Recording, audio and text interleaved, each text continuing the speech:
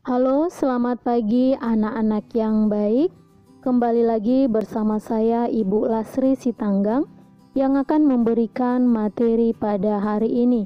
Sebelumnya Ibu ingatkan kamu untuk mandi, sarapan, dan jangan lupa untuk berdoa. Dan Ibu harap kamu mengikuti pelajaran hari ini dengan penuh semangat. Hari ini kita akan belajar tema 2, subtema 3, pembelajaran 5. Silahkan buka bukumu halaman 148.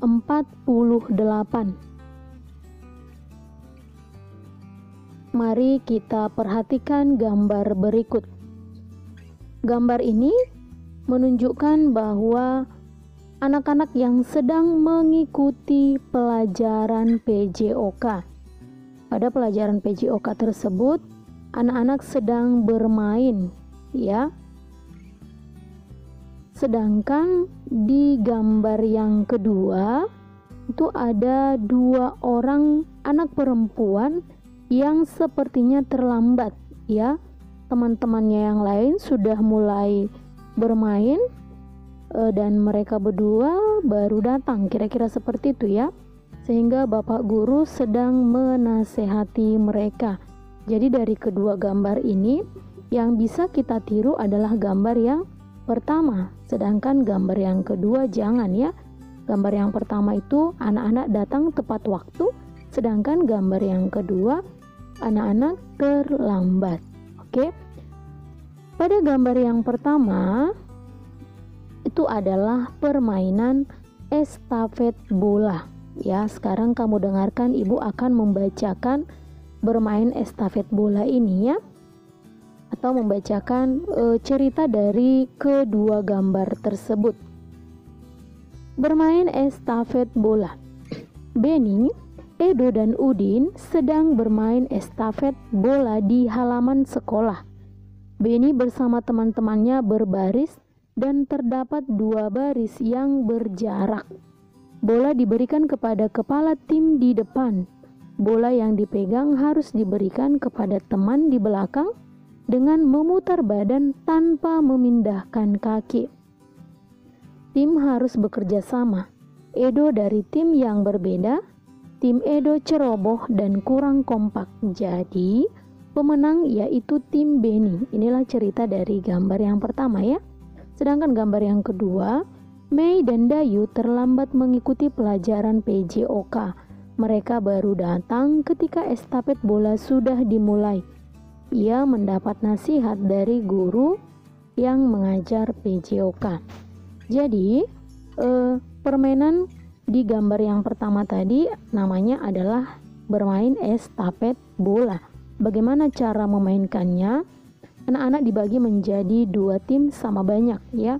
Mereka ada 6 orang, maka dibagi 2 menjadi 3 orang 1 tim.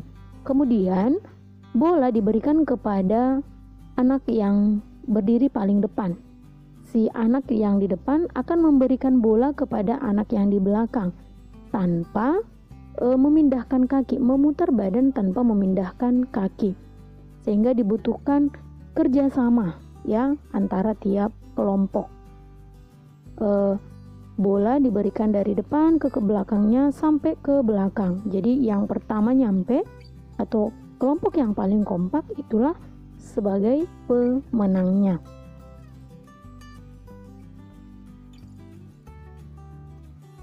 Kemudian mari kita membaca percakapan berikut. Dayu, mengapa kamu terlambat? Kata Benny. Saya jajan dulu, kata Dayu. Wah, jajan kan ada waktunya. Kemudian mengapa kamu membuang sampah sembarangan? Ada tempat sampah di sana, kata Benny lagi. Ah, terlalu jauh. Jadi biarkan sajalah, jawab si Dayu. Jadi si Dayu ini membuang sampah sembarangan. Padahal harusnya kita membuang sampah di tempat sampah, di keranjang sampah yang sudah disediakan. Oke. Kemudian kata Benny lagi, itu kan bagian dari tata tertib di sekolah kita, Dayu. Menurut tata tertib di sekolah kita, semua murid wajib membuang sampah di tempat sampah. "Bagaimana dengan tata tertib dalam upacara?" kata temannya lagi. Kemudian Benny menjawab, "Dalam tata tertib upacara bendera, semua murid wajib mengikuti upacara bendera pada hari Senin. Setiap peserta upacara harus tertib, tidak boleh berisik. Sementara itu, dalam tata tertib di kelas, kita harus datang ke sekolah sebelum pembelajaran dimulai. Sebelum masuk ke kelas, kita harus berbaris dengan rapi di depan kelas. Setelah tanda bel masuk dibunyikan, semua siswa harus sudah berada di kelas. Kita diharuskan berdoa sebelum pelajaran dimulai dan setelah pelajaran berakhir, dipimpin oleh ketua kelas atau oleh salah seorang siswa. Kebersihan, kerapian, dan keindahan kelas menjadi tanggung jawab ketua kelas dan seluruh siswa.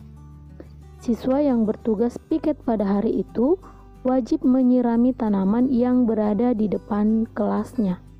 Setiap siswa harus berperilaku senyum, sapa, salam, sopan, dan santun. Itulah peraturan di sekolah Benny. Bagaimana dengan peraturan di sekolah kita? Hampir sama ya. Kita mengikuti upacara setiap hari Senin. Dan ketika upacara kita harus tertib. Kemudian kita tidak boleh datang ke sekolah terlambat. Kita harus datang tepat waktu. Dan kebersihan, kerapian, serta keindahan kelas dan sekolah itu adalah tanggung jawab seluruh siswa. Makanya tidak boleh membuang sampah sembarangan. Oke, sekarang mari kita kelompokkan hal-hal yang harus dilakukan di kehidupan sehari-hari di sekolah. Kita beri tanda centang pada gambar yang sesuai. Gambar yang pertama, ini seorang anak yang tidak berpakaian rapi ya. Bajunya dikeluarkan, kemudian dia menggunakan kaos kaki berwarna biru. Maka ini tidak untuk kita tiru. Kemudian gambar yang kedua, ini adalah seorang siswa yang menggunakan pakaian rapi. Ini kita beri tanda centang, karena seperti inilah yang harus kita lakukan ketika kita pergi ke sekolah.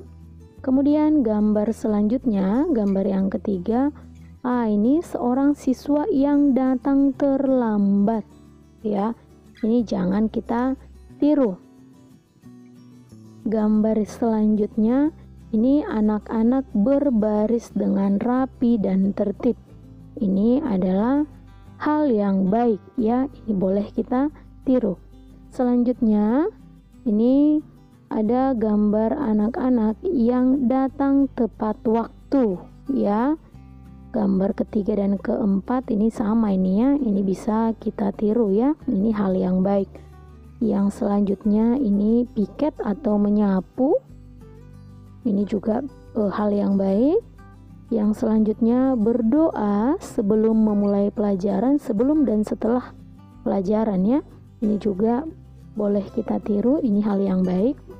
Dan yang terakhir ini siswa terlambat datang ke sekolah ya. Ini jangan kita tiru, ini bukan hal yang baik.